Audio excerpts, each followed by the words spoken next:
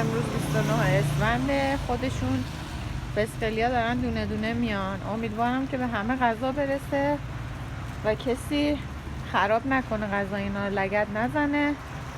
نوش جونتون قشنگا.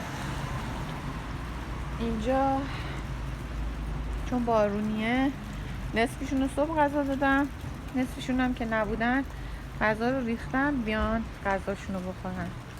این به این قشنگی صحنه، به این زیبایی آدم دلش قش میره براشون.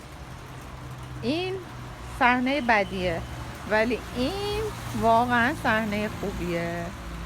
اکوسیستم به معنای واقعی این موجوداتن که خراب کردن، نه انسان ها. انسان ها اصلا اکوسیستم رو دستکاری نمی کنن. بریم که به بقیهشون هم پیداشون کنیم تو این بارون غذا بدیم.